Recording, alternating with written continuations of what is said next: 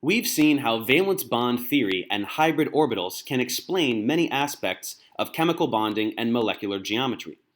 But there are areas in which this model breaks down, and there are phenomena it can't explain, like why some substances are conductors while others are semiconductors or insulators. To get a more thorough understanding of chemical bonding, we will have to examine molecular orbital theory. Unlike valence bond theory, which uses hybrid orbitals that are specific to one atom, molecular orbital theory combines atomic orbitals to produce molecular orbitals that are delocalized around the entire molecule, rather than belonging to the two atoms in the covalent bond. Let's look at this table to compare the assumptions involved in the two theories. The first difference is that valence bond theory considers covalent bonds to be localized between a pair of atoms. MO theory sees them as containing electrons that are delocalized throughout the molecule in molecular orbitals with quantized energies. One theory uses hybrid orbitals, the other does not. One theory forms sigma and pi bonds, whereas the other generates bonding and antibonding interactions based on which orbitals are filled, and one is concerned with molecular shape while the other is not. We will find that molecular orbital theory is useful in explaining many phenomena that valence bond theory simply can't. Let's look at the way that MO theory combines atomic orbitals to produce molecular orbitals.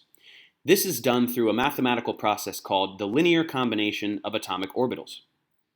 We know that each electron can be described by a wave function.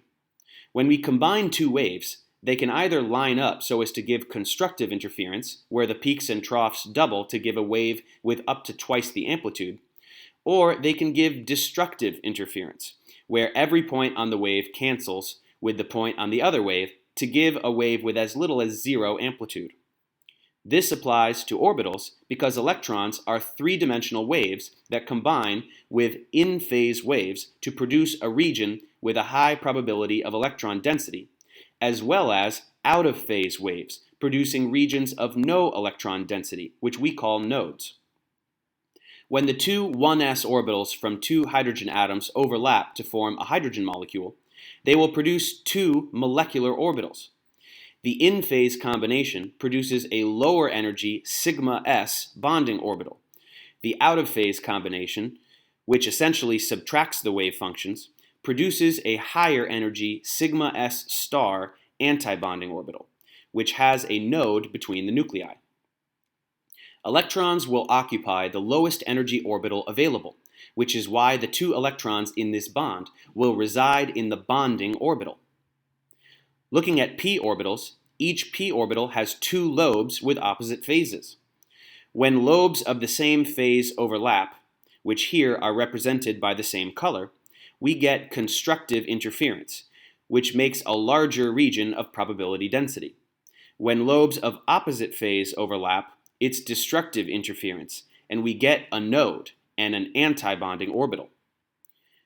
If these overlaps occur on the x-axis, these would be the sigma px and the sigma px star orbitals, which will be bonding and antibonding respectively. If two p orbitals have lateral overlap rather than direct overlap, they generate pi orbitals. If they overlap in phase, it's the pi orbital, which is a bonding orbital. The node will be on the internuclear axis.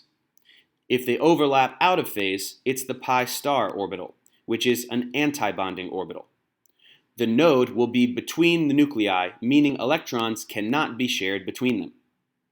And now we know a bit about molecular orbitals.